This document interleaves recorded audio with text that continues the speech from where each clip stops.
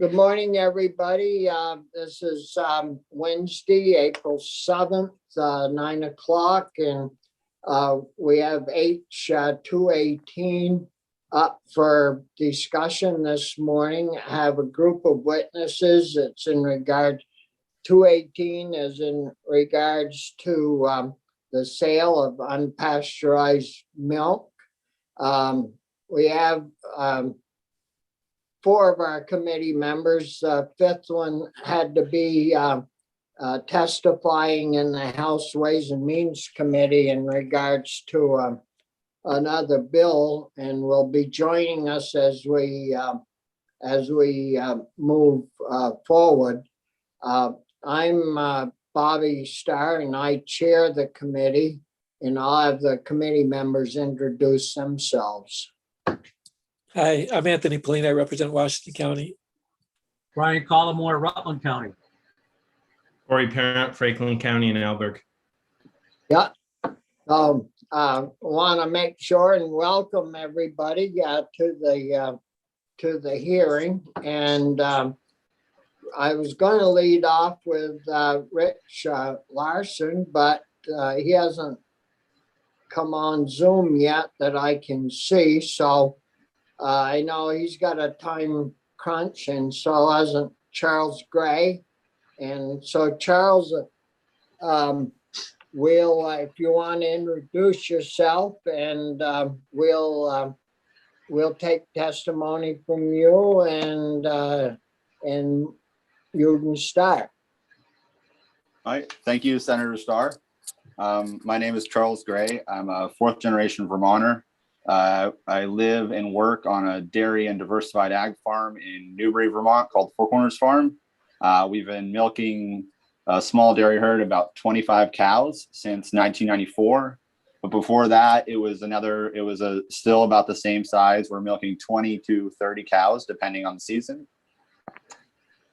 Before that, it was also the same size starting in the 50s. And I believe before that, it was another farm. So on and off, I would say the cows have been on this piece of land in Newbury, Vermont for almost 200 years.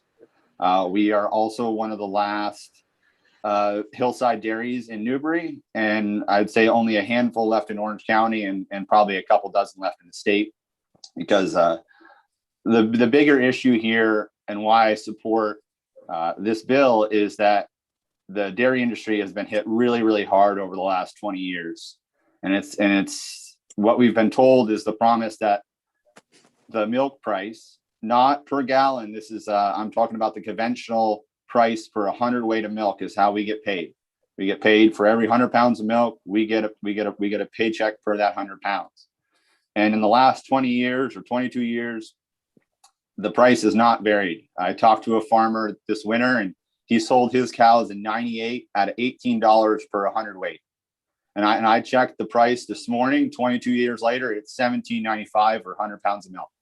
So there's 8.6 gallons in 100 pounds of milk. So by the time we get done with with trucking and everything else, we get barely anything to survive.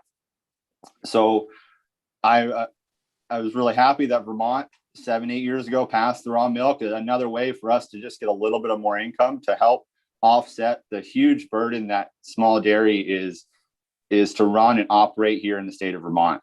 It's one of those things that 25 cows, you should be able to make a living on 25 cows. And it's not possible anymore. Between the price of grain and the price of labor and the price of just having the vet come, I'm sure everybody has taken their dog or cat or to the veterinarian and realized that you're walking out of there $300 or $400. So on a large animal, you times that by 10. Just to have them come to the farm is $200 or $300. So it's all of these fees that have added up over the years. And we've, as small dairy farmers, we've been told, oh, hey, just wait a little longer. The price will go up again. So we wait and the price goes up. And sure enough, and then all the big dairy farms, the 500 cow, the 1,000 cow, the 2,000 cow dairy farms, they just add another couple hundred cows. And by the time that price hits us, it's dropped back down to $15, $16, $17 for 100 pounds of milk. And then the insurance companies, they sell a program that says, hey, if the price of milk were to drop this low, we'll cover you. But what they don't tell you is the price of milk is never going to drop that low. So you're paying into an insurance that will never actually ever pay you back. I'm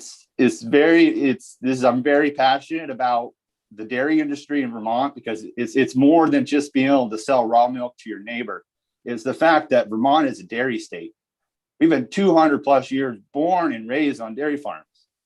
And, this summer, I would recommend all you guys to go to a town like Tunbridge that just used to be full of dairy farms and hay fields, and now is gone. And Newbury is the same way. Anytime you see a 200-year-old or 150-year-old posted in Beam Barn, remember that used to be a dairy farm. Anytime you're walking in the woods and you see a stone wall, that was a dairy farm. Now, that was our grandfathers, our great-grandfathers, sending their kids out to the field and picking stones to build these stone walls so they can have a living. I mean, I don't recommend sending kids out into the field to pick stones anymore, but there's a huge industry here that feel like it's been left behind. You don't make money in dairy unless you're 1,000 cows plus, and it's when is that ever an idea? The insurance companies talk about risk. Which do you think is a riskier bet? Putting 25 cows on 50 acres or putting 2,000 cows on 10 acres? Because the industry now, it is not affordable for you to let your cows out to pasture. It's easier to put your cows in a barn and truck all your feed to that barn and never let those cows see the light of day unless they dry off for the 1 or 2 months that they may get a year. But other than that, they're on concrete and they're getting fed silage. The cow was designed as a solar powered lawnmower. You put them out in the pasture and they eat and they spread their manure over the pasture, which then later you can chain drag and you can spread and you can diverse. Permission to publish. One legal form Okay, in a sure. rating, Yep. and it's you Just giving. just a minute, pals. Linda, you want to shut that? Okay. Go ahead, Charles. Sorry for the interruption. Paul, thank you. It's just, I guess it's just to sum this up and sort of how I feel about it is you should be able to, as a young person coming out of VTC in the dairy program, now you ask them what they want to do and they don't want to be a dairy farmer. They want to be a truck driver because that's the industry that the dairy has moved to. Instead of small dairy farms, we're now feeding these, as I would call them, is factories. I mean, any farm over 500 cows where those cows don't ever really go out to pasture, that's not a farm. That's not stewards of the land. When you have to haul corn 40 miles away and you have to spread liquid, 15, 20 miles away from the farm, the impact that these huge dairy farms are having on our land and our roads. I mean, they use all of these roads season after season. It's something that, when you really think about it, and you come to Newbury, and from Bradford to Wells River is about a 15-mile stretch. And in the last 50 years, it's gone from almost 30 dairy farms and to the last 3 of us. There's a dairy farm up in the hills. There's a dairy farm just outside the village, and there's our dairy farm in South Newbury, Vermont, on the hillside. If we want to preserve the Vermont that people enjoy and people come and see, and they want to see a cow on a pasture, and it's something that we have to pull back and we have to look at the bigger picture and understand that small dairy farms are pushed to the limit that we need to make some extra income. And it was left to us as small dairy farms to figure out, okay, how can we make some extra income?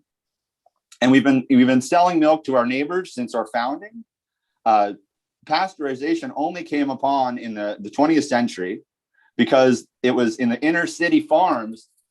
The cows were in horrible condition, and that's where the process of pasteurization took off. It was because they were trying to farm in the cities, and that has now been applied over the last 120 years to us rural farmers, where instead of, why not invest in technology and invest in the infrastructure, saying, okay, you want to be a small dairy, up to X amount you can sell raw, but then above that you have to be pasteurized. But make it so with some technology and some innovation, we can have pasteurizers that are affordable.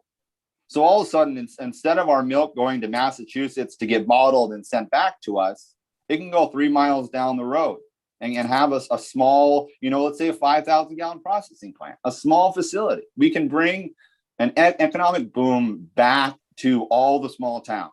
Think about what this bill will create. It will create a new trucking infrastructure. It will create new processing plants. It will create all of these jobs and communities for rural Vermont that is just lacking in jobs, and they're just lacking in people to come and stay because there's nothing there anymore. Yep. So I'm really, as a Vermonter and a dairy farmer and a strawberry grower and a diversified ag grower, I'm really passionate about keeping our land open, that we've taken so many years to create these systems, and that kids don't have to get milk from California or cheese from Wisconsin. I know there's some interstate laws that we have to abide by to do that, but I would love to have, our communities have Vermont vegetables first, Vermont dairy first, Vermont cheese first, and high nutritious quality food for all of these kids, and be like as on the forefront, not even as Vermont, but as in the whole United States. Be like, wow, look at Vermont. They're number one in the dairy. They have their skills and they have their systems in place that it makes it so if you come out of ETC, or if you're a 50-year-old and you're sick of your desk job, you can be like, you know what, I'm going to start a 5-cow dairy, or I'm going to start a 10-cow dairy, or I'm going to start a 50-cow dairy, and I can make a living at it. And just the last thing that I stand is just Vermont should be able to not bend and bow to the willings of the big companies and the large insurance companies, and just big farm, big ag, big everything. I mean, 2 of the 3 companies run almost all the hauling, all the processing of almost all the milk in Vermont. That there's something wrong with that when it should be. It should, the idea that Booth Brothers was before they got bought up by Hood was a really, really solid investment. And it's sad to see that way is leaving. And if we don't do something within the next 5-10 years, or even the next 5 years, we're going to be a dairy state that was a dairy state, not is a dairy state. And I really appreciate you guys letting me come on and talk. I have tremendous respect for all of you guys. You do a job that I don't think I could do. I really enjoy being out and being on the farm, and I appreciate you taking my time and listening to me today. Yeah, well, thanks a lot for your time, Charles. Really appreciate you being with us this morning. So do you actually sell raw milk? And see, this would open up, you could sell at farm stands and at your neighbor's TSA and things like that. I believe that's the thinking behind this. So do you have your own milk now, or how's that work? Yes, we've been selling raw milk since it was allowed, I believe back in 2013 or 2014. So we're tier 1. We're under the threshold. Just because we don't have the sales. So, and how this bill would affect me is, instead of sending the rest of my milk to Booth Brothers or Hood, I can now, there would be either a shipping or a processing plant or another farm that could use this for my extra on the day. Yeah. So work good for you. Questions from other committee members? I just really appreciate what you've had to say. Thank you, Senator Polina. Yeah. Corey, all set?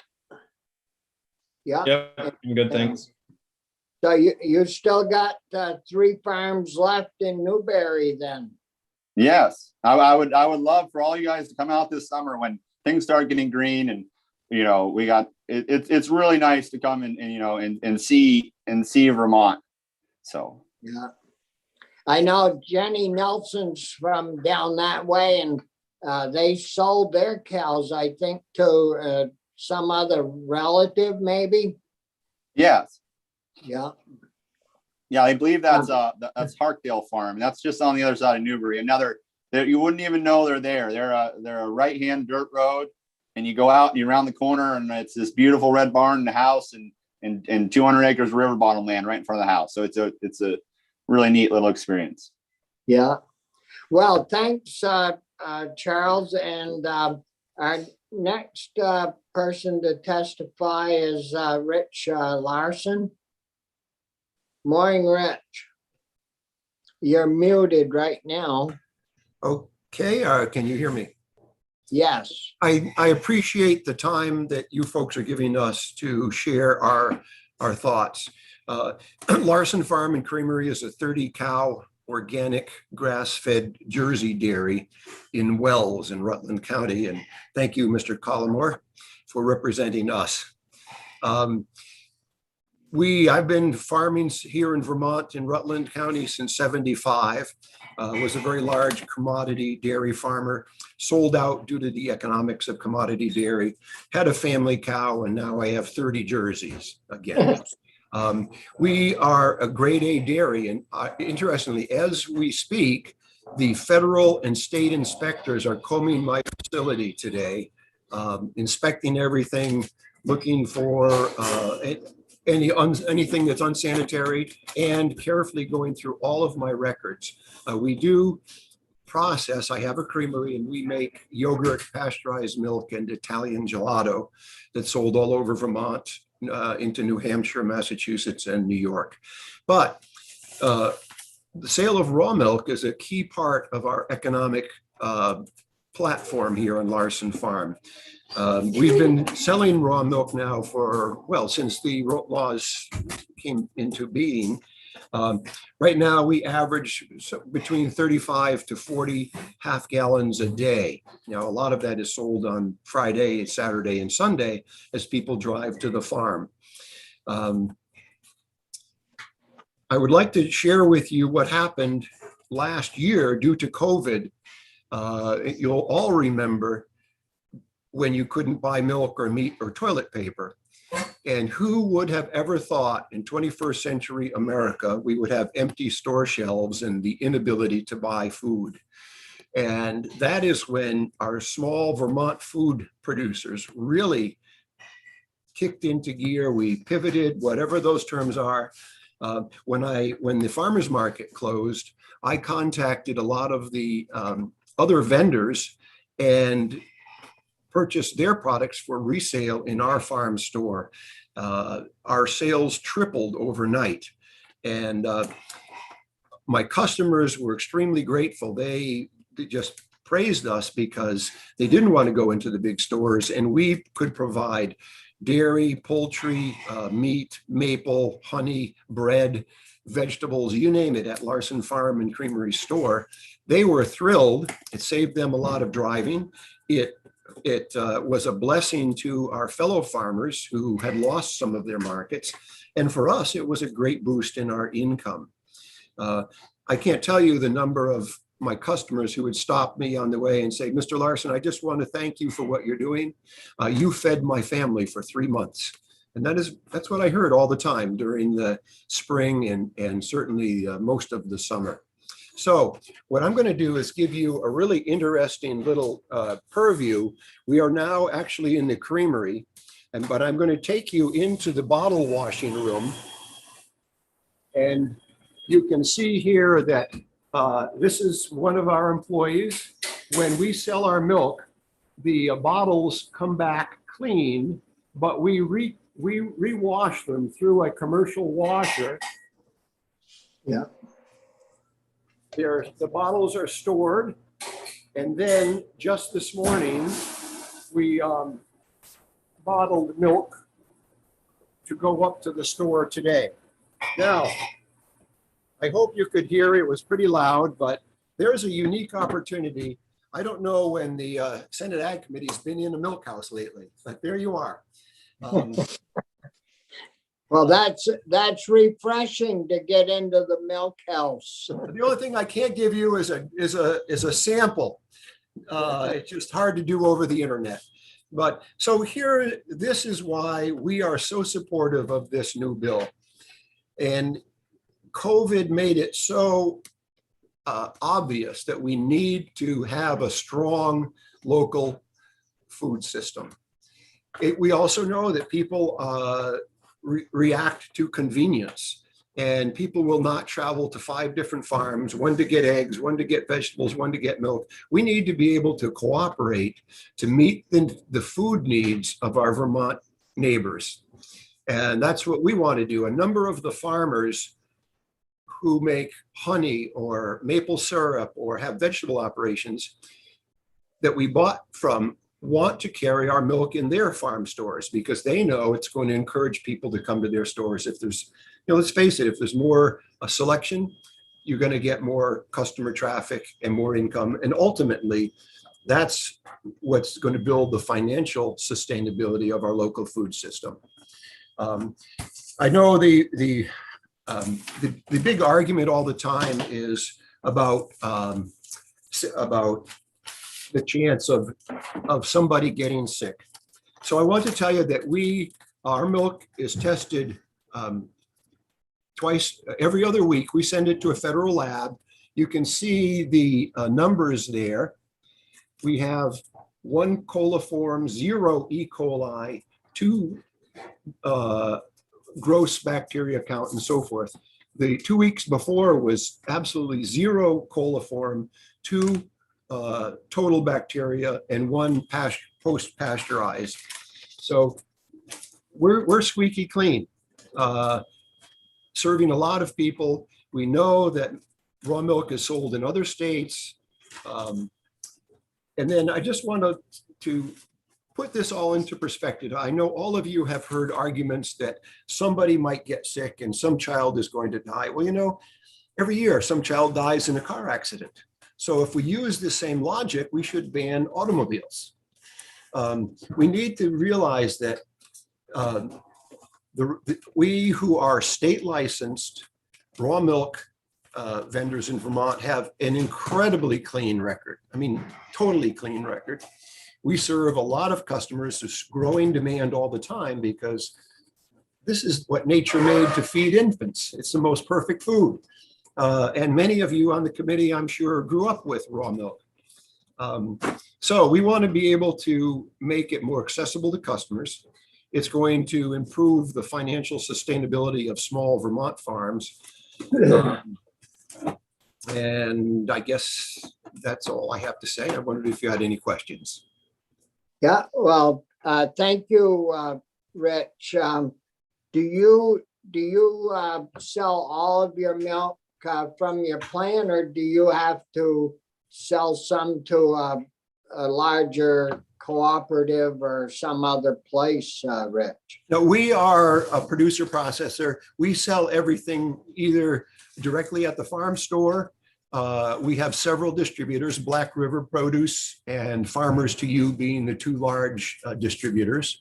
As we speak, I'm working on getting, I have 3 more distributors that I'm courting.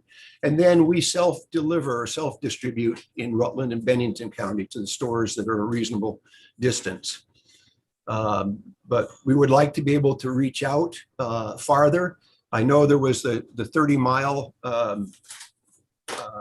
limit proposed initially, which would that would put us to Brandon. It would get to Rutland, but not Bennington, not Middlebury. And I know our dairy products have a very strong following already in Middlebury.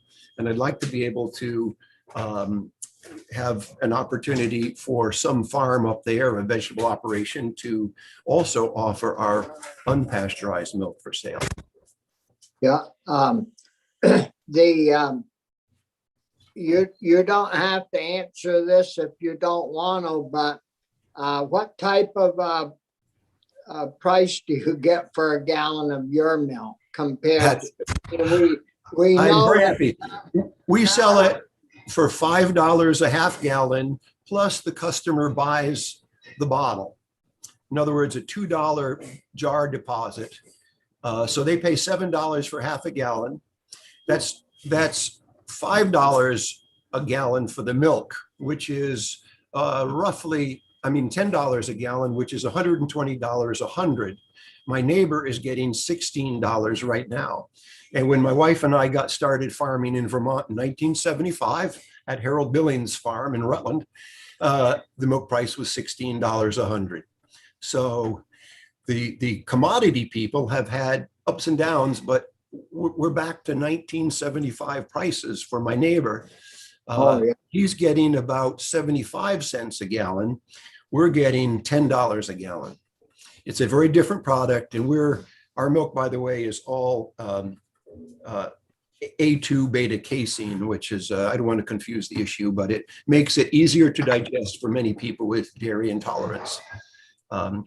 So it's a specialty product and people appreciate it and will drive. I often have people driving a couple hours and they call ahead of time just to make sure it's there because they want this unique and delicious product. Yeah, I just got the milk prices for April and this morning, and it's running around $17. And then you have all your takeouts, your memberships and your hauling. And I mean, the list goes on and on and on. Yeah, so they're netting 14 or so. Yeah, Way I below the mean, cost of production. yeah, way low. So I hope that and just request that the Senate will move this bill forward and pass it. And as a vote for the local food system and to meet the demands of many of our citizens who want access to this product. And I see Senator Parent.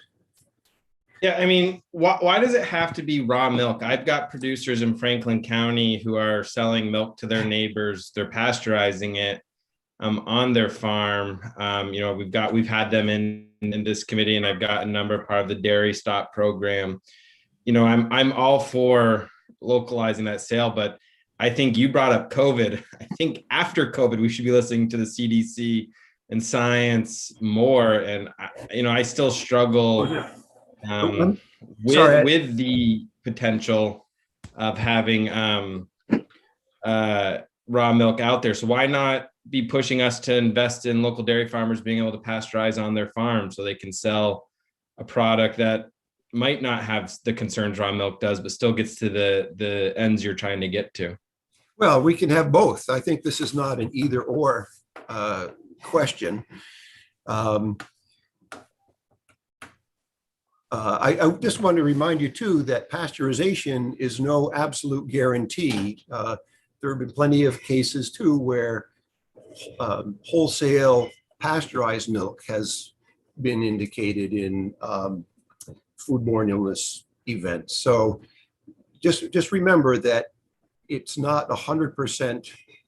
But anyways, if we follow the logic of that all milk must be pasteurized because someone might get sick. Well, we know every year people get sick from eating strawberries or spinach. So maybe we should require that all strawberries and spinach be boiled before they're sold. You get my drift. I think we've got to have some common sense and we have to realize that there is risk in everything. There's risk in getting out of bed in the morning. But our evidence and the history of our raw milk market in Vermont is impeccable. We're doing a great job and we would like to be able to reach and supply the needs of more of our fellow Vermonters. Other questions for Rich? A side note, Rich, do you ever know Perry Waite? I sure do. Yeah, that bum, he ran away on us, he's in Florida. Okay. Yeah, he's a neighbor of mine. Okay. Yeah, Thank you. Him and I used to room together up in Montpelier when he was up there. Yeah, he's a good neighbor. Good guy. Yeah, had quite a visit with him over the weekend on the phone, of course, but good guy. Well, thanks a lot, Rich, for your time this morning, and keep an eye out for 218. Okay, thank you very much. Yeah, Thanks, you're Rich. welcome. we got Dr. Andrea Aderon. Yes. Good morning, doctor. Morning. Thank you for having me.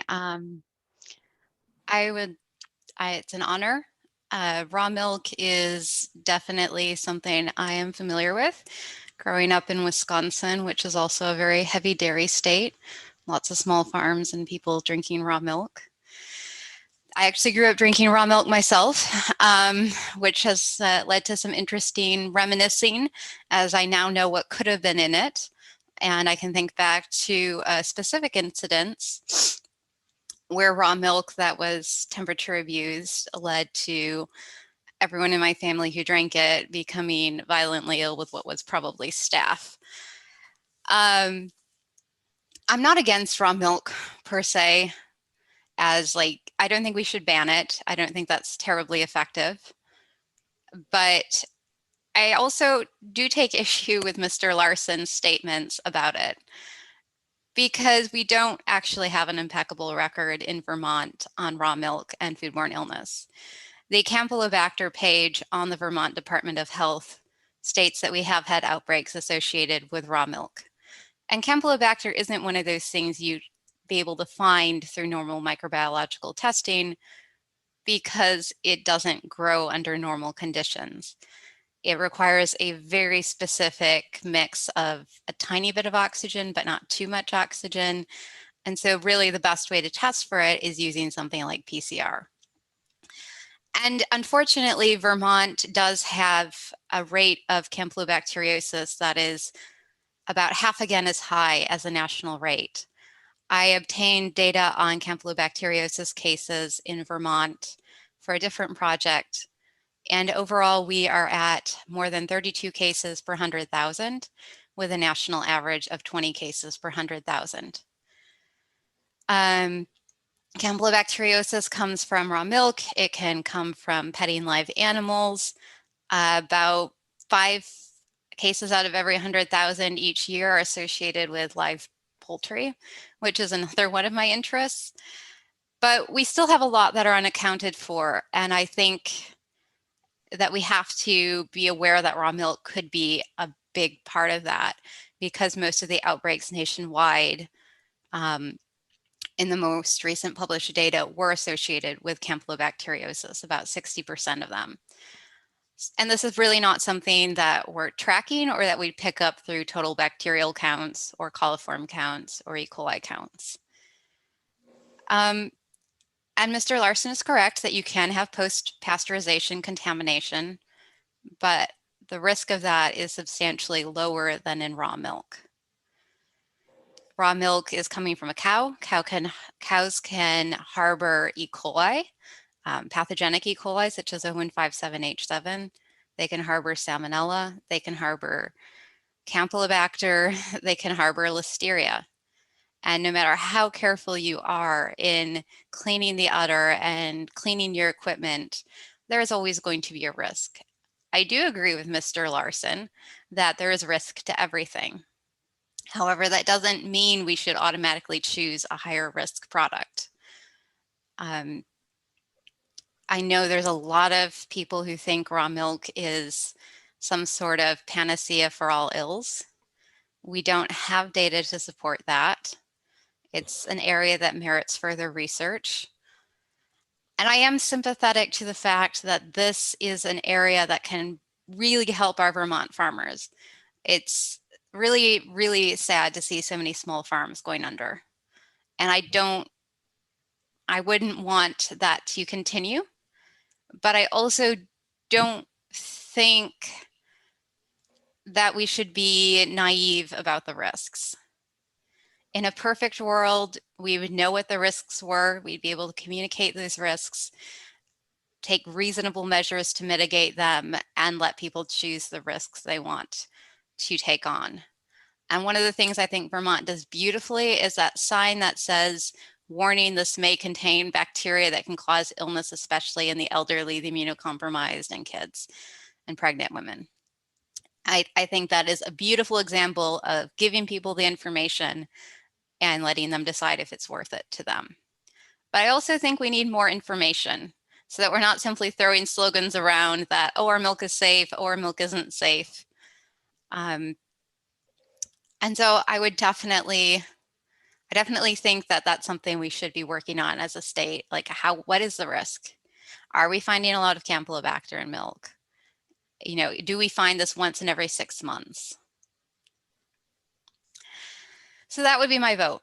Yeah, if you want to make this milk more available, sure, but we need to have data to figure out what the effects are going to be and figure out if there's anything we can do about it.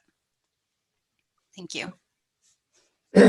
Well, Andrea, how often you work for the health department No, I work for the University of Vermont. or the university? Do you folks do you test milk there, or does it all have to go to the state lab? So we don't test milk currently. It's actually something I've applied for funding a couple of different times to look actually not at tier 2 producers, but tier 1. Because again, like growing up, it would have been more along the tier 1 lines, except it wasn't regulated in Wisconsin. And so I'm very, very curious what happens in these fairly unregulated farms. But I haven't been able to obtain funding for that yet.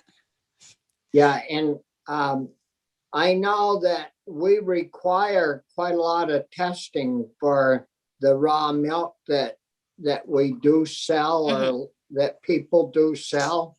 And, some of these folks are having to drive for miles to get them to the state lab.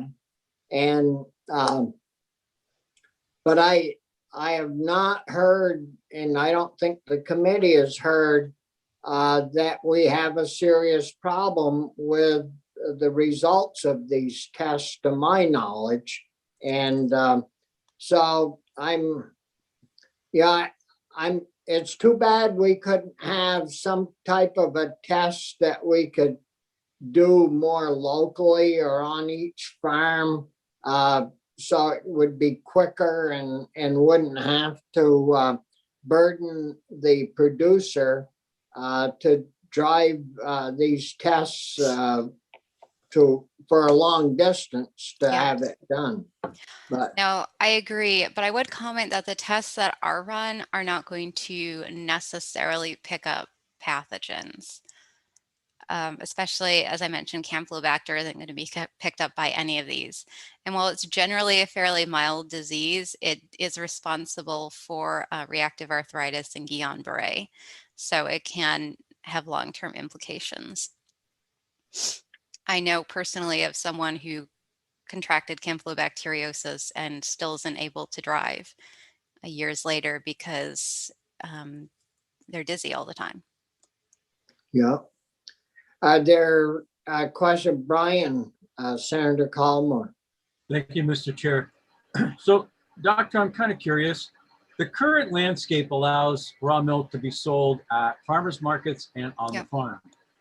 Could you speak to what you see as the increase in risk if we allow this to include CSAs and farm stands? I'm trying to balance where we are now, and if this bill were to pass, are we really opening up risks, or is it sort of minimal? Well, it does make raw milk a bit more accessible, which is good for the farmers. But the more you're sort of spreading that web of distribution out, the harder it can be to track things back. And, if somebody buys on a farm, there's a good chance if they get sick and they're approached by a state health investigator, they're going to remember where they bought the milk. But if you're 2 or 3, if you're miles away from there and you're at a store that sells multiple different types of milk from multiple different farms, potentially, which is my understanding of this bill, it might be a bit harder to trace it back, especially if, maybe you no longer have the bottle. Illness from raw milk could take days to weeks to show up. And so that's one of the things that makes it very tricky to trace back. Thank you. Other questions from committee members? So, Andrea, when you, the commercial dairies, the big guys, Mhm. when they come and take their little sample out of the bulk tank, and then it rides, I mean, they've got it refrigerated, but it rides in the truck and gets to, Massachusetts or Connecticut. Then it goes to a lab. Do they test for the diseases that you're talking about, or will pasteurization take care of all of that? Pasteurization will take care of all of it. I'm sure they do some type of testing, probably the somatic cell counts and coliforms and things, but pasteurization is going to kill off all the common pathogens Yeah. and really the uncommon ones too. Yeah. Any other questions for Andrea? If not, we'll move on to Lee from CEO from Co-op Insurance. Lee, welcome and good to see you. Thank you, Senator. And it's also an honor for me to be here talking to this group. So I have to say, Dr. Eder, I don't have any previous disposition in the dairy industry. I came to the insurance industry 30 years ago and just moved to Vermont 2 years ago. So dairy for me is not something that I've been kind of grown up with necessarily, other than drinking milk. But in the last few weeks, I've become a lot more educated on raw milk. So I'm one of those individuals who could have come into this state and honestly bought raw milk without knowing it and might have had a problem, which I think when I think through what our insurance companies' major worries are, it's around lack of control and then folks who just aren't unaware of the exposure. And anytime somebody's unaware, completely unaware of an exposure, that negligence factor that can be a prominent issue for a producer or somebody who owns a home or drives a car, that brings insurance liability more to the forefront. Mr. Larson had pointed out a connection between the known or understood issues of getting in a car and potentially dying. And the reality is that we can rate for that. We come up with insurance rates on auto insurance to figure out how many people die a year. Now, we only write in 2 states, Vermont and New Hampshire, so we can't do that with our own data. We have to access industry data and then supplement our own data. We can't come up with data on raw milk related sicknesses, deaths that we could develop a rate on. So the reality is in 2016, we excluded that coverage from all farm policies we write in Vermont and New Hampshire. It's just not covered. Raw milk is not covered. We gave a coverage grant back after working with the Department of Ag and coming up with a very specific form that follows their guidelines for 29 farms have been approved by us. I know there's only 51 farms, according to the Department of Ag, that have been approved at all or registered, I guess is what I'll say, not approved, but registered to sell raw milk. And 29 of those are insured of ours. We don't want to stymie the income streams of farmers. Certainly it's a core constituent. We're the largest farm insurer in the state of Vermont. And we want to help farmers. The fact that we exclude this coverage and frankly are unwilling to provide the coverage to anyone who isn't following guidelines that the Department of Ag, as well as ourselves, as well as the greater dairy industry, have at large, we would have a problem there. We just can't accept that risk. And keep in mind, we have business partners, insurance companies like Co-op and the other domestics. We don't insure 100% of any loss. We have partners, reinsurers, they call them, who take a portion of a risk. And they have to underwrite us to make sure we're doing what we should be doing to avoid elements that can't be rated for properly. And right now, this is one of those things that our reinsurers are aware we do 29 farms and we had to lay out the guidelines. If if there was something else going on in the Vermont space about a greater sales and distribution, and a question came up about selling product off-site, which is we only allow product to be sold on-site on the insured's premises where they produced it. We likely would get pushback from the reinsurers that, you know what, that little coverage grant that you were offered or you're willing to offer, you may need to remove it completely now. We don't want an expanded liability by having more raw milk being produced and sold through people who aren't within some degree of control of the insurance company, that we don't know what's going on. I'm happy to take any questions. Go ahead. Thank you, Lee. So you do insure 29 farms that follow the guidelines that are set forth at Vermont Department of Ag or Agency of Ag, right? That's correct. We actually send loss control inspectors out to each farm that we insure on a scheduled basis, generally every 5 years. I don't know if we frankly investigate those farms that we are allowing raw milk sales to happen more often. I don't think we do. It's probably the same schedule, but we expect that they're following the guidelines, and the guidelines match what we have in our manual. And if that's, those match up, we're good.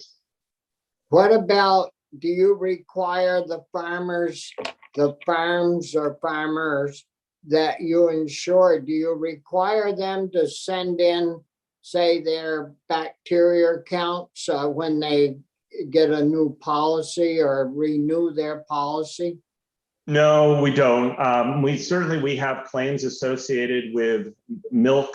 Mostly it's bulk milk that ends up in a tank, and there's some issue that our farmers contributed that entire tank of milk now has to be, frankly, turned to cheese at half or considerably less value than what the milk was.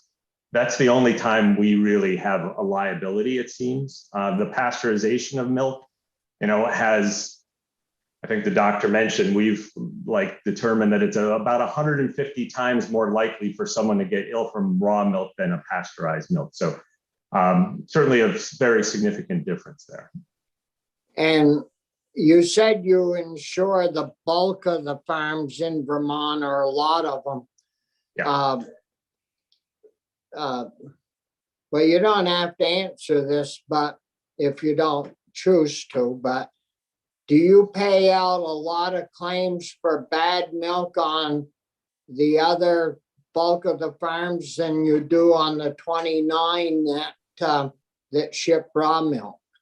No, we don't. No, we don't. The claims that we have, and I did kind of go through our records to try and get a sense of milk claims. And what I alluded to is essentially the only claims we pay is when that milk, some sort of contaminant is in the milk when it gets introduced into a bulk milk situation, and then that entire lot has to be destroyed or turned into cheese. That's the only claims we get. We don't have any liability data associated with pasteurized milk, mostly because I think it goes through a third party who's doing the pasteurization, and they ultimately would probably be responsible if they didn't do their job correctly. Our farmer who produced the milk, is vicariously liability. They're not directly connected to the pasteurization process. I still haven't gotten an answer. Do you pay out more money to conventional type farmers that have bad milk in their bulk tank than you do to the raw milk producers that you insure? No, we pay out very little claims in that particular area, mostly because we insure only pasteurized milk producing farms, and a very small percentage that we do. So going back to the numbers, we insure 3,700 farms in the state of Vermont. That's why I think I can easily say we're the largest farm writer in the state. 470 of them are classified by us as dairy farms, and 29 of those 470 are registered and approved by us to sell raw milk on site, but no claims associated, with the milk other than, the milk losses that I just described. That's it. That's the only things I could come up with when I looked through our loss histories. Yeah. Are there other questions for Lee in regards to his testimony from the committee members? No? Well, thank you very much, Lee, for being with us, and appreciate your time. Great. Well, thank you. Yeah. Corey, is the call on our Bread and Butter Farm? Corey, there's Corey. Yeah. Good morning, Corey, and welcome. Hi there. Yes, I'm the owner of Bread and Butter Farm. We are located in Shelburne and South Burlington, Vermont. We raise organic vegetables, beef, and pigs. And we do a whole host of other things on our farm, including have a couple separate businesses that operate, that we do an on-farm cafe, and we do some educational programs. We have a very robust farm stand and CSA program. We do about 90% of our sales directly from our farm. We do a little tiny bit of wholesaling of our mostly vegetables to a few stores around us. That's about it. And so we have a very committed and loyal customer base we've been here for about 11 years. And we've expanded the products that we offer beyond what we produce over the years, and including eggs and some meats that we don't produce ourselves, all sold frozen, and a few, some other products like maple and honey and things like that. We have a very strong interest from our customer base to be able to access and have the choice to purchase raw milk. We're currently providing pasteurized milk for sale in our store. We sell Stratford organic milk, and there's a very loyal following to that product.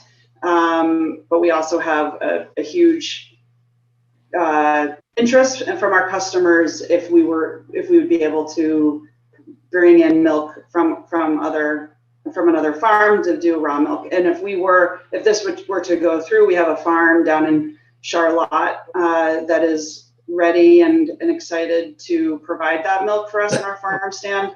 And we would work with just one producer. So I think about that, so when we originally started, we actually produced raw milk ourselves. So I'm very, very familiar with all that it takes to do that well and safely, and the tracing, and just like understanding exactly how to do that. I would imagine, I can't say this exactly, but if farm stands like ours were to sell raw milk from another farm, I can't imagine there would be more than just the one that they would be working with. So I think it would be, a very similar experience of like any of the other products sold in a small farm stand like ours. We're with our animals and our herds, we practice rotational grazing. We're very much focused on building soil, animal health, animal welfare.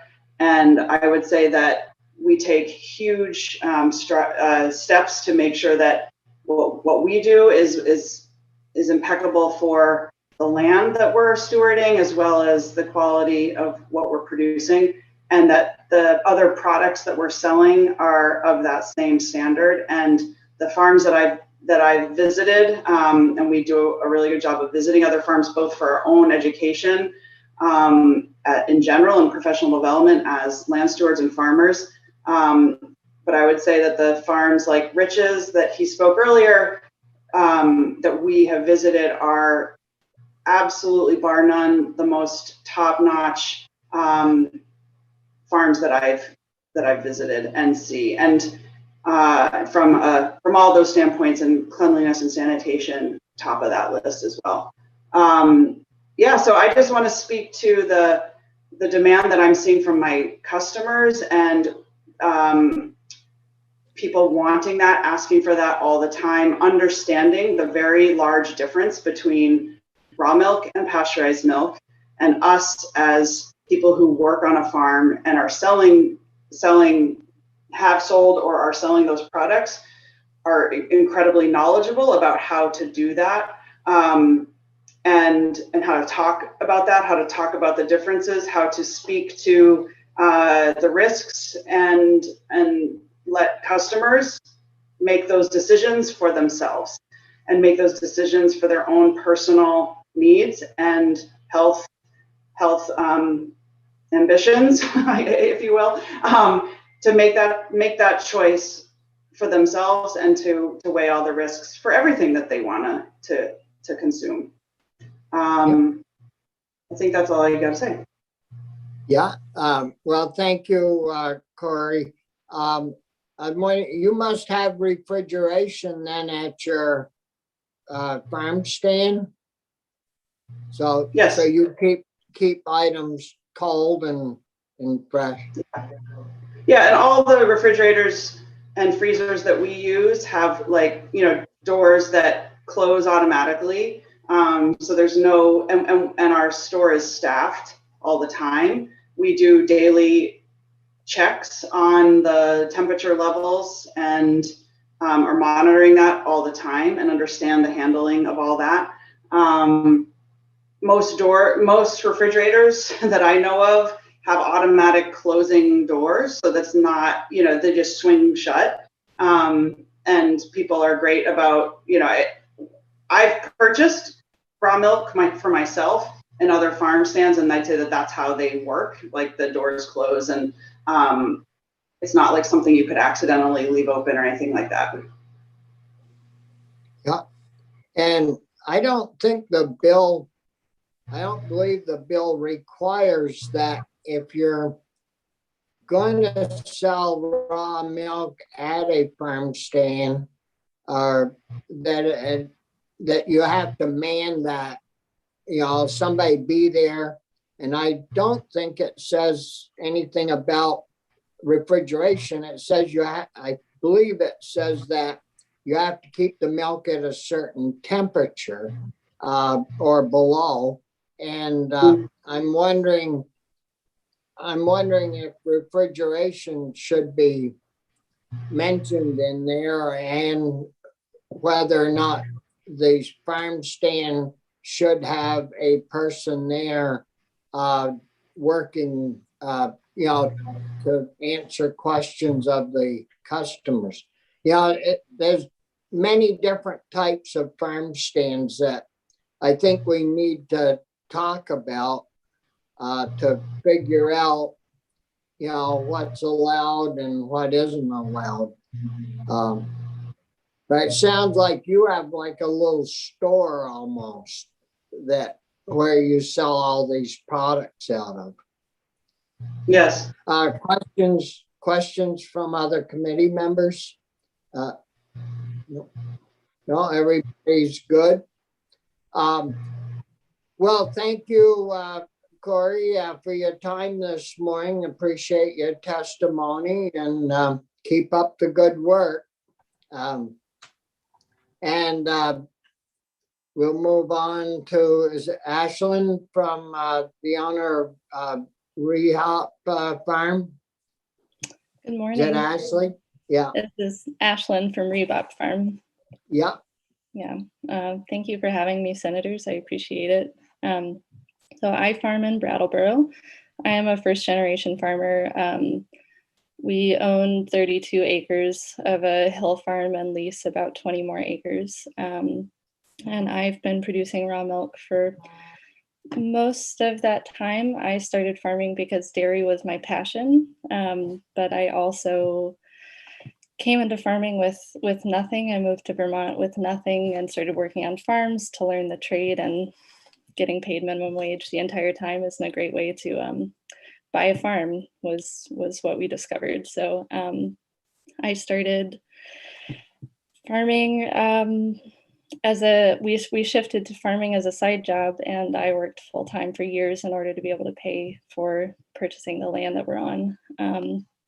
And at the time, raw milk was the only financially viable way for me to do that. I had no ability to put up $100,000 milk processing plant or to buy a pasteurizer. It was just sort of hand to mouth, 1 year at a time, building and building and building until we got to where we are now.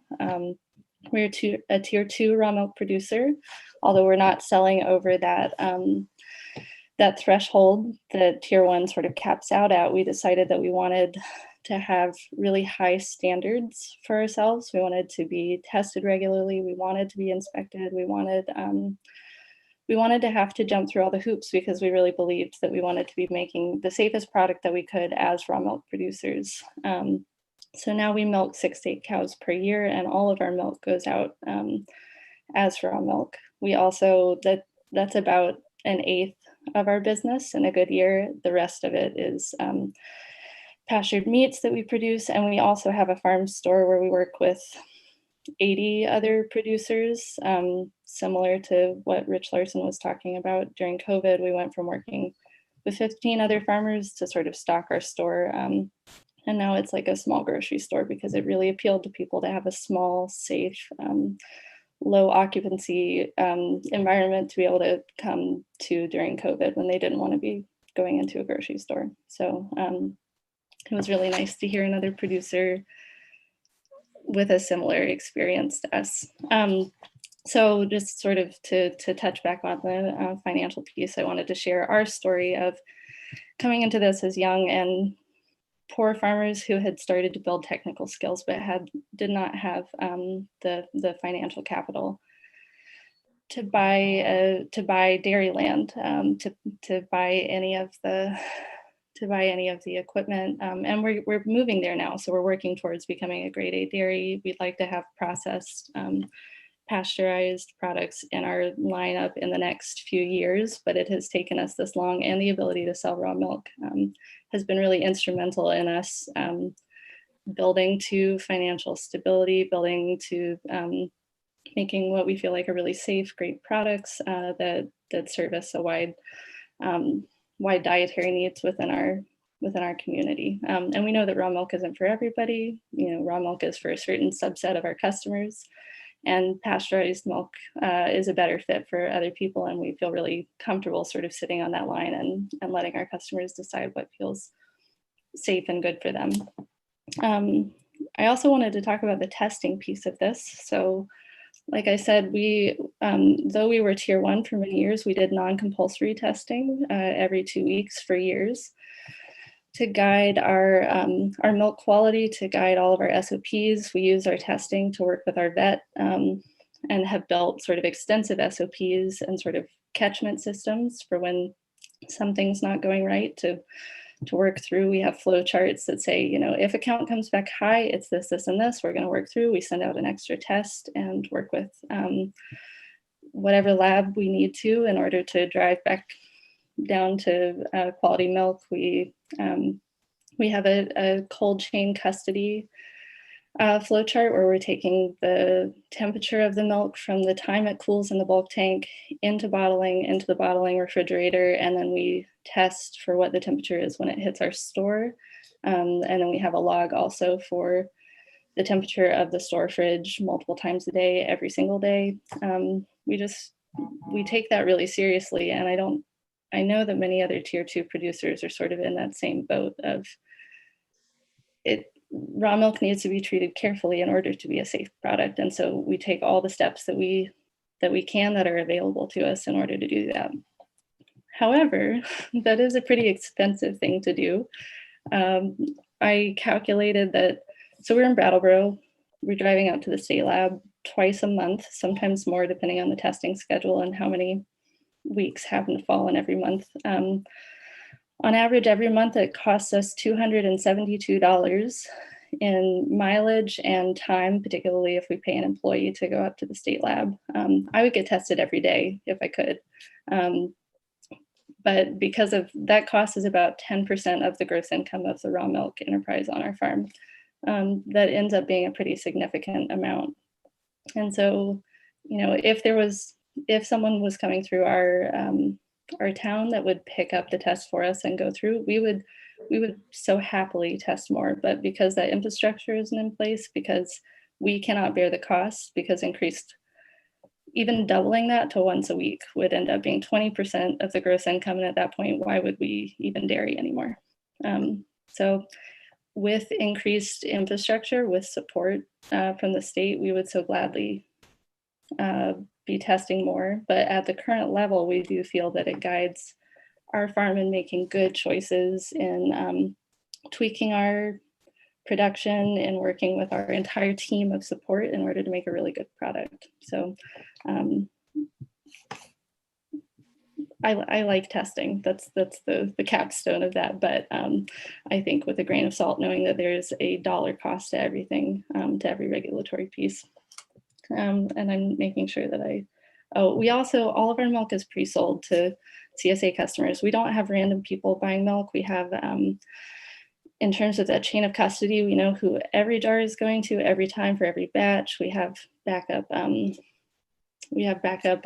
samples frozen in case something goes off. So we have a lot of traceability within our system to make sure that we are, to the best of our ability, making sure that we're limiting risk as much as possible, and we're trying to take care of our customers and our community as raw milk producers. It's definitely not a willy-nilly whoever wants to come pick it up off of the street kind of situation. So I think that's it. Yeah. Well, it sounds like you're doing pretty well and happy at what you're doing. And being happy at what you're doing is the most important part, I think. I'm wondering, you don't have to pay for having the milk tested, but you have to drive it all the way to Randolph. Mm-hmm. And, yes, we do. Well, we shortened that trip up for you. Just a few years ago, you'd had to go way up to Berlin or Waterbury. It's true. We used to test at Bob White, and when their lab closed down, we found that we could not ship our milk at the right temperature, no matter what we did, no matter how much we packed various fancy ice packs around it up to the state lab, and 6 hours of driving was impossible to fit into our system, because we're working 90-hour weeks with no days off from May through November. Fitting it in was really difficult. So I actually tried to set up a home lab so that I could be testing when we were tier 1 and it wasn't compulsory, but found that was also such a difficult and time consuming and costly step that the state lab moving back down was really a godsend for us. Yeah. It's too bad that we haven't got a lab closer to you. Mm-hmm. And you do, you said you do 6 to 8 cows year round? Mm-hmm. Yeah. So what do you have, about 12 head or? Yeah, it does flex year to year. We keep a really high cull rate also, because we find that it keeps our somatic cell count lower as long as we're culling pretty aggressively, and because we're beginning farmers, so we're culling through to get to better genetics. Sure. But yeah, 12 to 15. We also keep veal calves and some beef calves on. Yep. Questions for committee members, Senator Collimore? Thank you, Mr. Chair. So the chair anticipated my question. Actually, I was going to ask you how many cows. Tell us again where you sell your raw milk. We sell all directly off farm. So off of our farm, from our farm store. So no farmers market? No farmers markets. We liked that with tier 2 we had that option, because we just in case anything happened, like if our road is impassable for a month during mud season and we lose all of our income, we wanted to have that potential, but we've never used it. Because I think I do. Brattleboro does have a pretty good farmers market, right? Yeah, yeah. But you do sell at the farmer's market then? No, Oh, you don't? no. No. Okay, thank you. Any other questions for Ashlyn? No, no. Well, thank you very much. I wouldn't want to keep you from your work all morning, cause you to work later tonight. Yeah, but we still have a few more minutes if anyone wants to, that's new, that has something to say. We've got, another 3, 4, 5 minutes. Is there any comments from any other people on the call that, Molly? Thank you, Senator. Yes, good morning. Good morning, and thank you for bringing these voices in today. It's very wonderful to hear. And I just wanted to bring some clarification to one piece earlier about the contact records that Dr. Eder brought up. And under this law, it would be required for farm stand and CSA owners to collect contact information of anyone that's buying raw milk.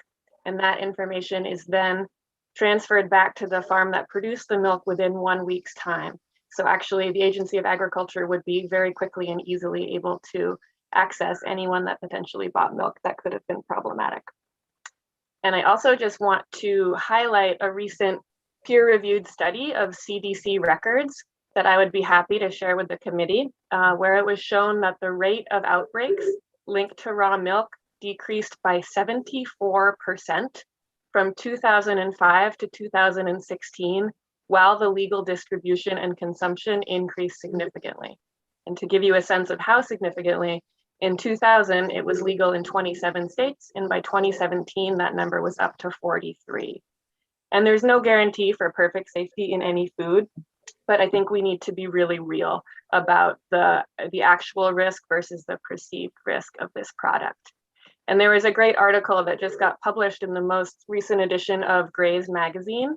And according to Dr. Heckman, who is a soil scientist at Rutgers University, he says that according to CDC data, leafy greens adjusted for a population of consumers are several orders of magnitude riskier than raw milk. And there are also a number of peer-reviewed studies that show that milk consumption is linked to lower risks of respiratory infections in children, reduced fever, and has a positive impact on asthma and the gut microbiome. Thank you. Yeah, thank you. Andrea? Yeah, I mean, I'm seeing the study you're talking about. I would argue there are better ways to reduce children's risk of asthma and things because children under the age of 6 are at the highest risk for developing severe illness from any foodborne pathogen. If you look at outbreaks from any food, the people who get severely ill are children primarily under the age of 6 because of lowered immunity. Their immune systems are weak. They're not fully developed. And then people over the age of 65. So it would be personally, I don't think children under the age of 6 should be drinking raw milk, but I certainly wouldn't advocate for it to build immunity. Playing in the dirt is a much better way to do that. I wouldn't have got any milk at all if my family wouldn't have given me some milk from the barn growing up. I was probably 12 or 14 before my parents started buying milk at the store. And but anyways, anything else from committee members? If not, we've got the tax giant and Anthony. Yeah, I just want to make a couple of observations, which has been made more clear today in hearing from these folks. Number one is that you're dealing with mostly people who are selling raw milk are milking a couple of cows, 6 cows, 8 cows, whatever, which allows the farmer to have a close relationship with the animal, obviously, more than a farmer who's, moving a couple hundred cows through a barn and can't pay as close attention to the animals as someone who's just milking a handful of cows.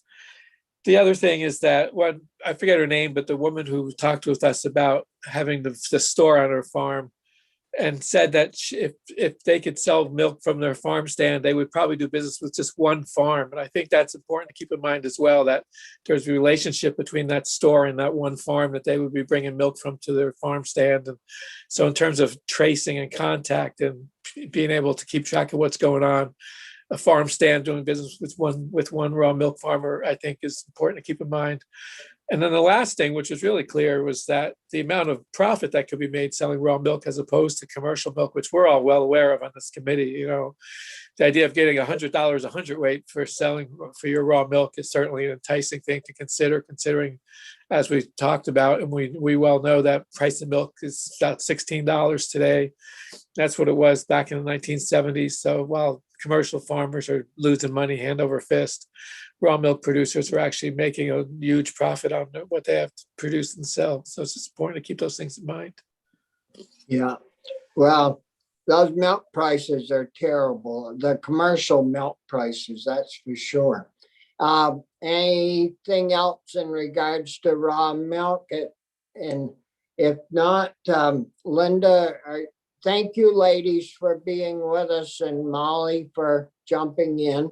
Appreciate your time, and we'll keep working on the bill and see where it goes. Linda, are you on the call? Yes. Have the other folks showed up yet? Yes, Jill Remick is here. Okay. So we'll switch gears, and we have people from the tax department in regards to both H88 and S61. Good morning, Jill. Good morning, Senator. I'll run through, we'll introduce ourselves so you'll know who you're talking to. Have you ever been to our room at the State House 26? Oh, yeah. Well, we're usually a lot closer than we are now. So I'm Bobby Starr, and I chair the committee. Hi, Chris Pearson. Nice to see you. Hi, I'm Anthony Polina, Washington County. Brian Collmore from Rutland County. And Corey Parent from Franklin County. So, Jill, we worked on putting that draft together and into a bill this summer. And I guess it'd be important for the committee to understand why that was needed, and the changes are needed, and clarification that it will do and help everybody along the way. So if you could help us with that, that would be great. Sure thing. So good morning. My name is Jill Remick. I work at the tax department as the director of property valuation and review. So we oversee the administration of the statewide education property tax. We work with municipal officials, the local listers, assessors, and town clerks. And we also carry out the current use program. And I believe both of the bills I'm talking with you about this morning are related to the current use piece. So I can start with H88, if that's helpful. Yeah. Okay, great. So H88 is a pretty innocuous little piece that I do think will bring about some help. So back in 2015, the legislature made several changes to the current use statutes, and one of those required an annual agriculture certification. So parcels that were enrolled in the program that were agriculture only would need to certify annually that their parcel was still eligible to be enrolled. In part, this was in response to the fact that forestry parcels do have to do a forest management plan that's administered by the Forest Parks and Recreation Department. And there really wasn't sort of a counter to that for ag. And we did want to have some way to sort of ensure that there was some sort of a check happening. So over the course of the last year or so, we've talked to various lawmakers, various landowners and farmers on how to best approach this. And I think our original proposal when we first started talking about what became H88 was we thought, well, what if we moved the ag cert, the rolling certification to more of a rolling, every 3 years or 2 counties a year or something? Because what's happened is the first few years that the agriculture certification was in effect, I do think we definitely had several parcels that were sort of caught up in that net. We're no longer eligible, and the landowners and were disenrolled from the program. What it's become the last few years is really, if every year that we've been doing this, a few hundred fail to file the certification. We send another letter that says, hey, you need to fill this out. And we actually pre-fill it and mail it to all the eligible parcels. It's about 7,000 parcels annually that have to do the certification. So long story short, every year we'd have to start the process of withdrawing from the program a few hundred parcels. And what that means is that we start the process of discontinuing the parcel from the program. The local assessing officials have to actually assess the parcel, the piece of the parcel as a standalone parcel. And then we're administering the land use change tax. So the land use change tax is essentially the tax that is required to be paid if property is developed. So every year, a few hundred farm properties that were definitely still eligible but had failed to do this annual certification were initiated into this withdrawal program. Those that had the wherewithal or were interested could appeal, and then they'd have to appeal. And eventually, in the vast majority of cases, we were able to determine that they were eligible, and we put them back in. So it creates this this cycle of stress and anxiety and cost for parcels that are otherwise still eligible. It's a lot of work for the lister, it's a lot of work for the landowner, and it's it's work from our team. And as you folks might have heard me or others say, the current use program is incredibly complicated and administratively pretty burdensome, and we've just got a small team. And so we were trying to find some way that we could avoid at least putting folks who were otherwise definitely still eligible, were still farming the land, from going through that appeal process, only to have us put them back in the program anyway.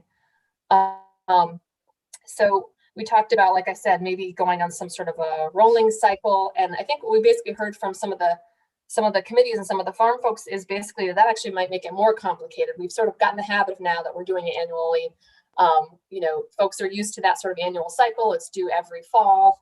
And that, that maybe what we should really be trying to get at is when we are able to determine that a parcel definitely still does belong in the program, and we can confirm that somehow, that we wouldn't necessarily kick them out. So that's what this little change in H88 is designed to address.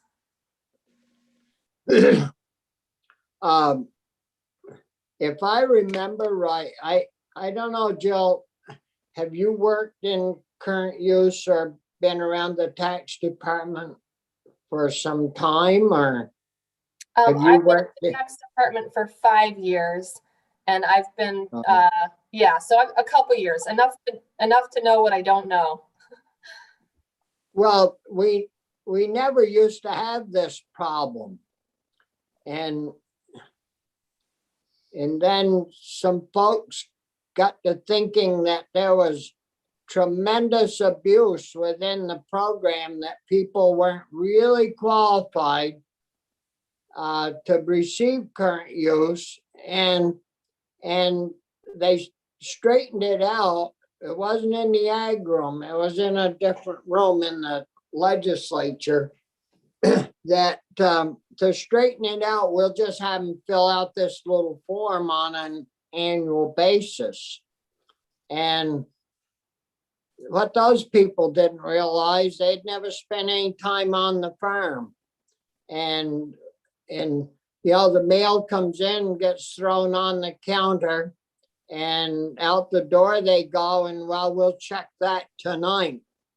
And tonight comes, and then it gets picked up and put behind the toaster or the bread box, and well, we'll do it tomorrow, and pretty soon it never gets done. And it's caused you folks a lot of grief. And if the big reason people don't qualify usually is because they've sold the property to a new owner, and the new owner doesn't conform to all the things. And I should think there would be an easier way to verify, you know, if somebody sells the property, you folks have to be notified because there's a tax, I believe, right? So That's why? right. Yep.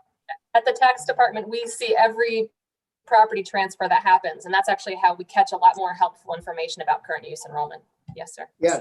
So why couldn't we do something that would hook it to that, rather than have this mess that you folks have to go through, the agony that the property owner has to go through, you know, going to an appeal process. How many people actually get bounced out through the way we're doing it legitimately because they've done something to the property so they aren't qualifying? Do you know that?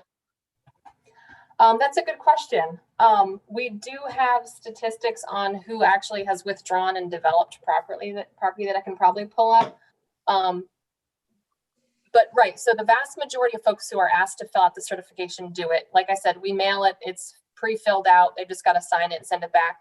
I think last year there were about 190 that ended up having to appeal, and the vast majority came back in.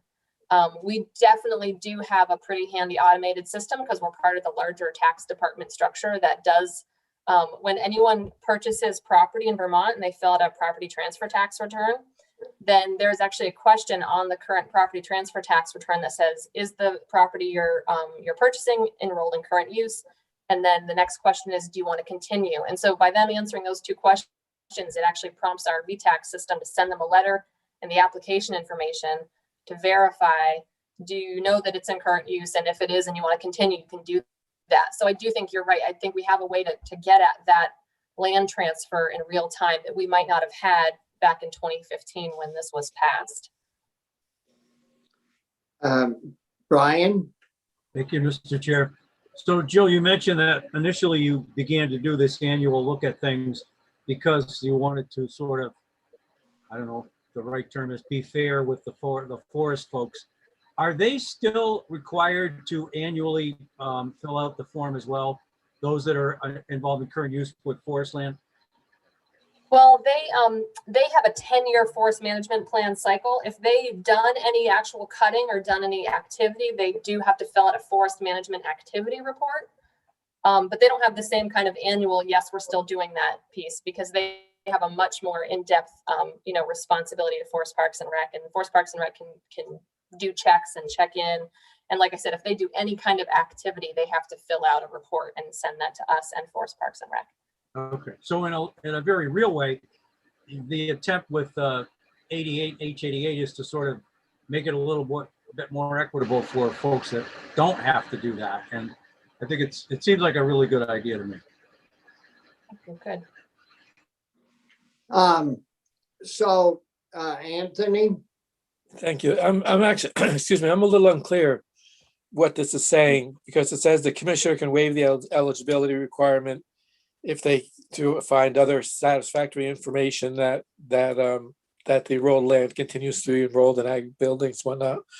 What would be these other means? I'm not sure whether you said what the other means of satisfactory information would be. So if they could provide us a current lease, for example, that shows that we also are able to use income tax information to verify, especially for folks who actually rely on farming for their income. We can verify that other ways.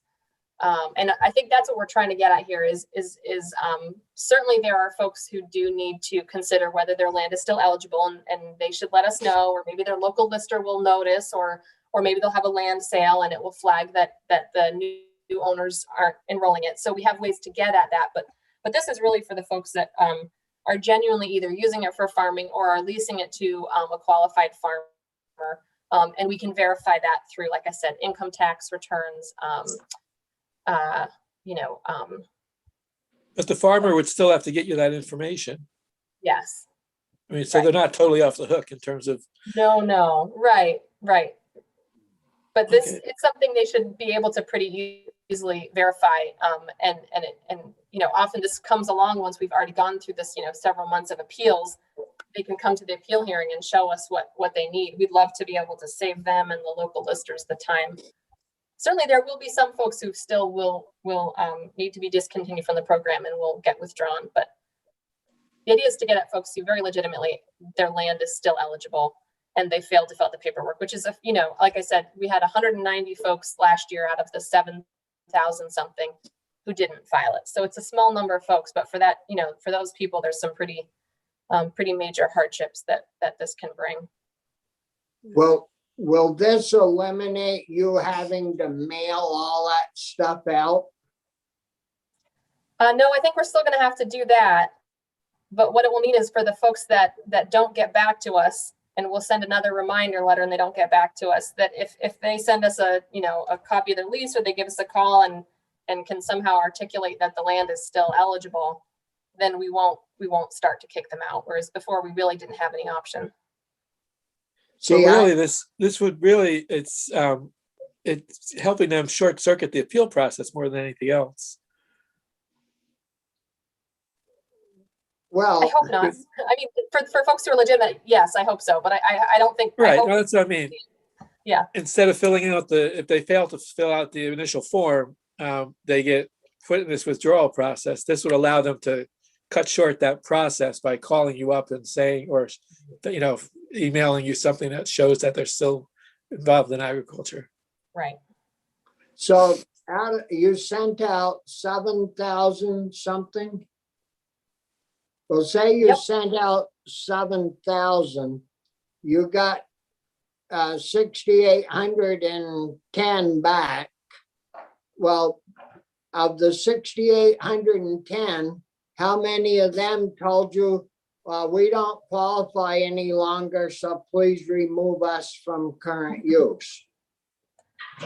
Usually that is communicated to us by they're not sending it back. But what it does catch is there is a part of that form they can tell us if they have made any changes or added to it or withdrawn any. So we do get a handful of important information back from that. But yeah, no, it's not really the means folks are supposed to let us know. But it's what I'm getting at is the whole process is a waste of time and costs a lot of money, and it doesn't save us, and it doesn't save the taxpayers of Vermont anything. It costs the taxpayers of Vermont money. If you go through that appeals process as a state, it costs us probably lawyers' time and all of that. And then the individuals, if it gets nasty, they hire a lawyer. And I mean, and it serves no purpose other than getting people all upset over stuff that they shouldn't even have to think about. But anyways, other questions for Jill? Yeah, I think to your point, if I may, we would love to have more staff time to dig into those very few but important instances where there is a problem. And this is an example, it takes a lot of time, and I'm not sure that it's providing a lot of value. But we would love to be able to spend a little more time on that handful every year that there's some questions that we have, or there's some leases that are expired that we're not getting information on, or maybe there's some income tax stuff that's a little squirrely. We did get changed this past session that if you're not in good standing with the tax department, you need to be working towards getting back into good standing. So we're able to address some of that stuff, but yeah, anything we can do to really target what I think this was designed to do back in 2015 was to somehow address some kind of concern about folks who are not eligible in the program. And I think what we're trying to articulate not very well here is that that's not really what we're seeing. There's a handful every year where we have questions and we don't have the time to dig into that. And it's important to remember too, a lot of ag land that's enrolled in current use is leased to qualified farmers, but the owner might be someone from, all over the place who may not really have anything to do with the actual land. But, so a farmer through no fault of their own, if the person they're leasing their land from hasn't filled out the form, they've got to get sort of pulled into this back and forth as well. Yeah, I know, like in up this way or Franklin County, you can't even rent land. It's all taken up so quick. If the present owner sells the animals and has the land available, farmers pounce on them immediately to rent or lease the land. And so it isn't like it's all getting chopped up and sold. And if it is, then you have land transfer papers that come through. So Brian? Thanks, Bobby. So Jill, I'm just trying to think if there was another way or ways that could simplify this process that we haven't considered. For instance, and tell me why this wouldn't work. As a general practice, if the tax department looked at returns, annual income tax returns, and found out that the land in question was still eligible to be considered for the program, then you wouldn't need to even contact them.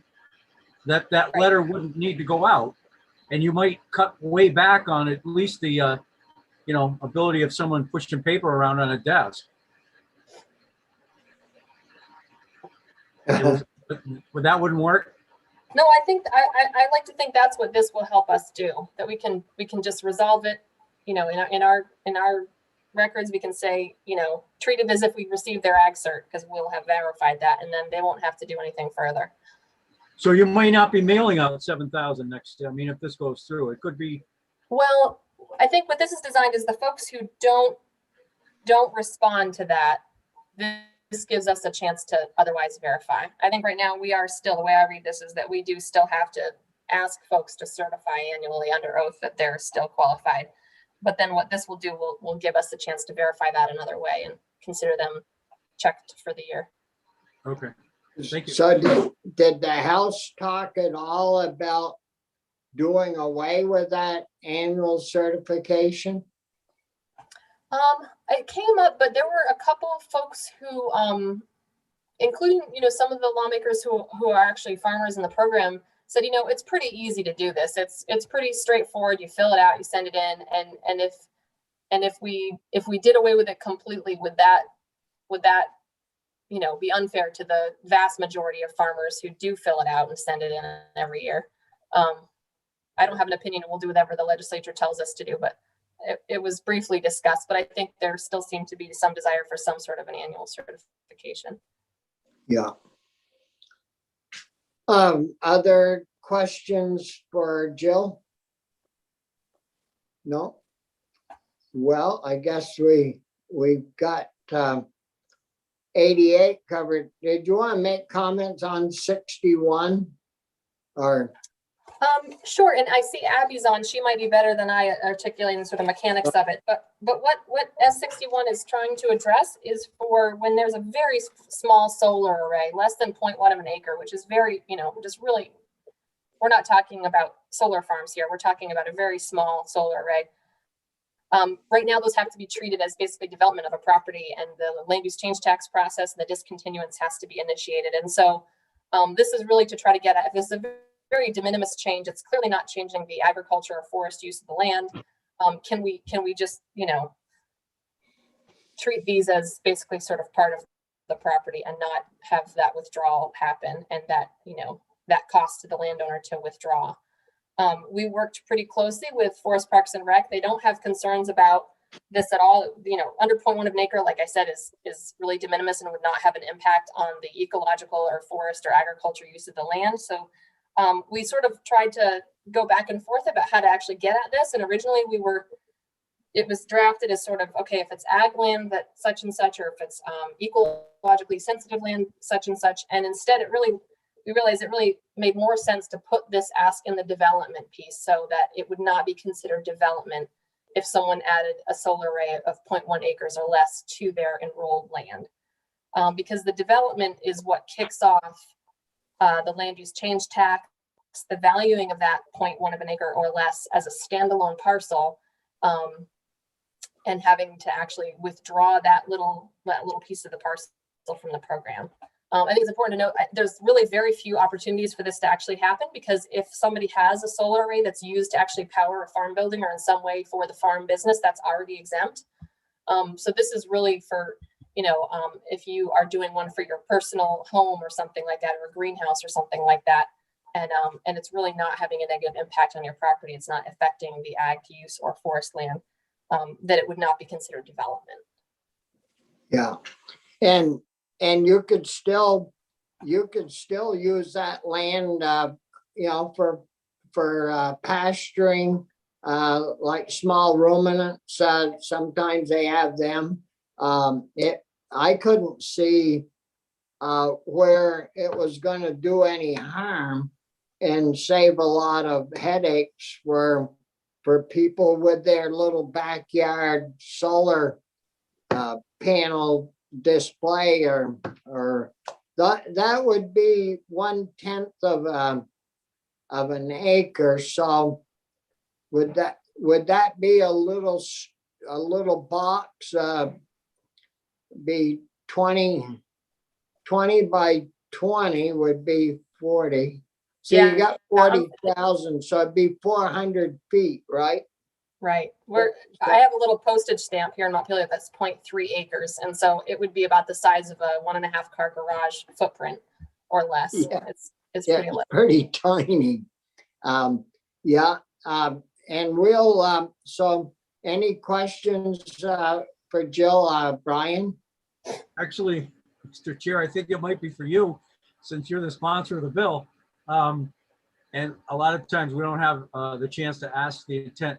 I understand it. It's to set aside enough so that if you're using it for your own personal electricity, and obviously it's not being developed to ship it someplace else.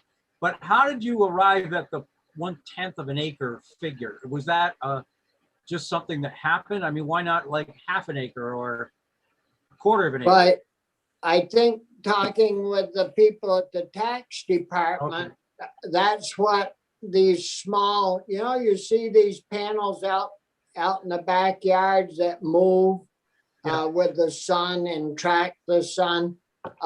That's what basically that size property is, these things are setting on. And we did this last summer, and I'm pretty sure that was the issue, was that's what these small arrays sort of take up, but they're usually up in the air a ways, so they don't interfere with if you have small animals that pasture there. And a lot of them mow right around, mow under them and everything. But this could also include the permanent stationary ones too, right? Oh, yeah, it isn't limited to just the one. Okay. Anthony? Just to follow up with what Brian was asking, suppose you had 2 of these things in your backyard or 3 of them. It seems like you could end up covering more. I'm not saying that's a bad thing, but it says 1/10 of an acre, but I might have like 3 of them somewhere on my land. They'd still be exempt, right? Wouldn't be a problem. I can just picture people, skeptics on the floor of the Senate saying, so you're going to cover like 10 acres with these things, just going to say that they're each 1/10 of an acre. Well, I think that's addressed. It says in aggregate.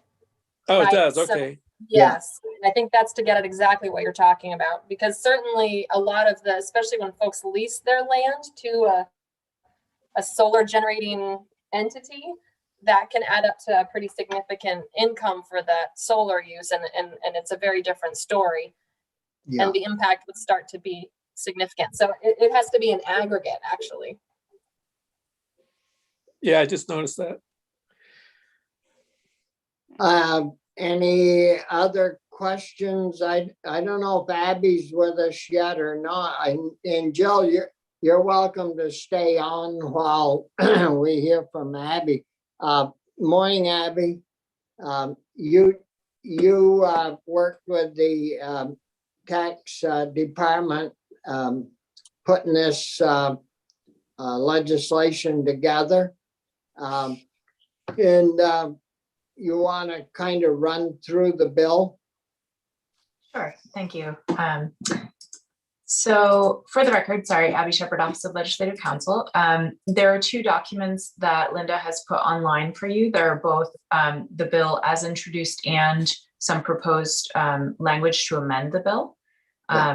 So I can walk you first through the underlying bill is quite short. It is 4 pages, mainly because there are some subsection headings that need to be changed, or lead-ins that are changed. But the two main changes, as you've discussed, in the underlying bill originally allowed land underlying any solar generation facility that is in the aggregate 0.1 of an acre or less, if it was agricultural land, to remain in current use. So that was the initial as proposed bill. It did not apply to forest land. The second change, so I'm sorry, I can give you some. As I said, there's a lot of language here just because of the section numbering. So that language is on page 2. And the second change starts on page 3 for the qualification for the use value program for current use. It makes a change to the department, the director of PVR's requirement to have the current use advisory board approve any forms before the director issued them. So this would allow PVNR to create its forms without having the current use advisory board approve them prior to issuing them. So those are the two changes that would take effect on July 1st of 2021 in the bill as introduced. The language that you see in an amended form moves where it does not change the second change. It leaves in the language allowing PVNR to create its forms without current use advisory board approval.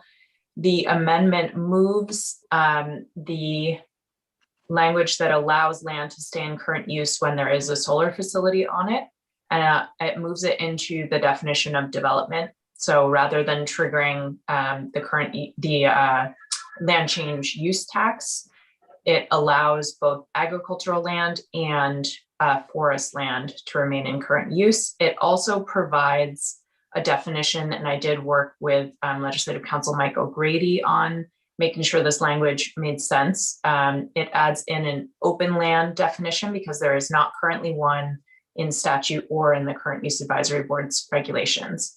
So it makes it clear that when the underlying land qualifies, but it has a solar facility on it that is in the aggregate 0.1 of an acre of land or less, agricultural land can remain in current use, and open land, which means managed forest land that will not be reforested within 2 years, and that is less than or equal to 20% of the total enrolled open land, plus forested acres of productive soils, that land can remain in current use under the forest land designation. So that definition was taken from some of the guidance that's put out by Forest Parks and Rec. Yeah. And I would defer to them as to what type of land that would apply to. Well, yeah, as you guys, the committee knows that if you go into a forest management plan, you can have some open land. And you could actually live, you could say you had 4 or 5 acres of open land and 30 acres or 40 acres of forest land, you could put the forest land in the forest land management program and include, say, 2 or 3 of those acres that you had in the back of your house that, it's just field, but you could put that in the forest management plan as a forest management practice. So, but we can get those folks in if we need to hear from Michael or somebody from Forest and Parks. So there are questions for Abby?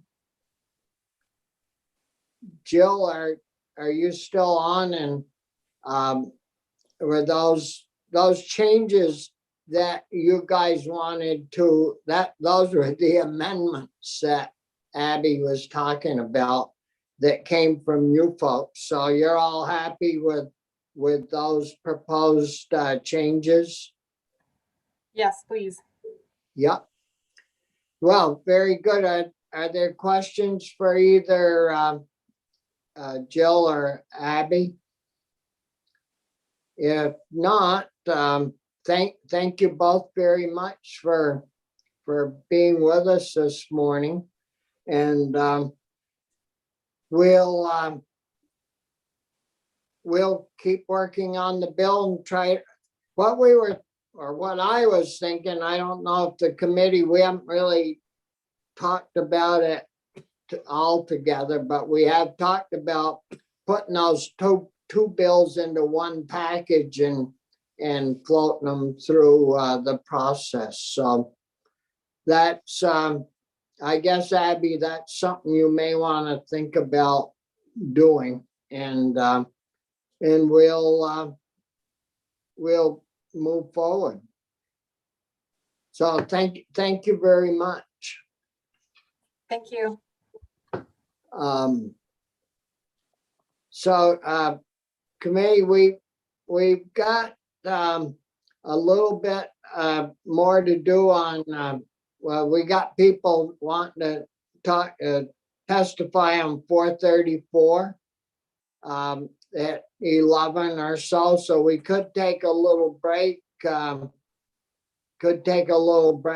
then come back at 11:05, something like that.